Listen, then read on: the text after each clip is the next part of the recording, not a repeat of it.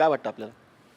100% या गोष्टीवरतीही विचार करण्यासाठी भेट असेल बहुतेक.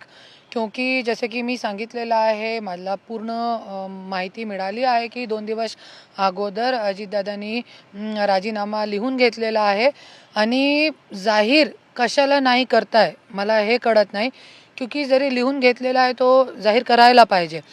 आणि बहुतेक मला असं वाटते की धनंजय मुंडेचा प्रेशर असेल अजितदादावरती की जरी राजीनामा घेतला माझा जाहीर केला तुम्ही तो मी पक्ष सोडेन, असं काय प्रेशर मला असं वाटते की करू शकतात तो, जसे त्यांची पद्धती आहे. तुम्ही म्हणताय की त्यांनी राजीनामा याआधीच दिलेला आहे, मात्र केवळ जाहीर केलेला नाही. मात्र काल मंत्रिमंडळाची बैठक झाली, त्याला देखील धनंजय मुंडे उपस्थित होते. आज देखील ते आलेले होते. मुख्यमंत्र्यांची देखील भेट देखील घेतली त्यांनी. हां, त्याच्यासाठीही त्यांची धडपड चालू आहे ना, की कुठे ना कुठेतरी त्यांना आपल्या स्वतःला वाचवायचं आहे, आपलं पद वाचवायचं आहे. त्याच्यामध्ये आणि दिलेला आहे, पक्षांनी पण दिलेला आहे, दुसरी वेळ दिलेला आहे, त्यांची बहिणीला पण दिलेला आहे. त्याच्यामध्ये काय ते नाही आहे. पण आज गोष्टी हे आहे जे तुम्ही क्रूर वृत्तीला है ना तुम्ही सपोर्ट करता. वाल्मिक कराड त्यांनी छाती ठोकपणे सांगितलेलं आहे की वाल्मिक कराड जे आहे माझा व्यक्ती आहे आणि सगळे पुरावे समोर आहे. आज SITची चौकशी क्लिअर झालेली आहे. त्याच्यामध्ये फर्स्ट आरोपी जे आहे वाल्मिक कराड ठरलेला आहे.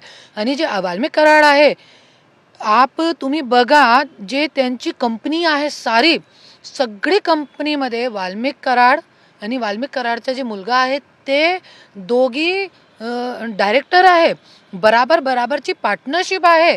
आणि जे वाल्मिक कराडनी जे घाणेरडे कृत्य केलेले आहे, मर्डर केलेले आहे, खंडणी मागितलेली आहे, खूप लोकांची जमीन हिसकून घेतलेली आहे. अरे आज बीडमध्ये लोकांचा राहणं एकदम दुष्भार आहे. एवढा धनंजय मुंडे यांच्यावरती गदारोळ झालेला आहे. केवळ विरोधकांनीच नाही तर सामाजिक कार्यकर्ते असतील, तुम्ही असाल, सगळे त्यांचे राजीनामा मागतात. त्यांच्यावरती भ्रष्टाचाराचे आरोप लागलेले आहेत. आता वाल्मिक कराडचं नाव थेट संतोष देशमुखच्या हत्येत देखील आलेलं आहे. असं असताना अद्याप सरकार त्याचा राजीनामा काय घेत नाहीये? राजीनामा अशासाठी घेत नाहीये. इसके पीछे ना खूप काही मोठी गोष्ट आहे. पण ते मी आज बोलू शकत नाही. क्योंकि आपल्याला सगळ्यांची दुश्मनी घ्यायची नाही. मला खूप काही आहे, तरी पण मी इतकंही बोलते, सगळ्यांशी मी एकच बोलते की तुम्ही पक्ष म्हणून बघा. खूप काही म्हणजे काय ते राजकीय आहे का काय?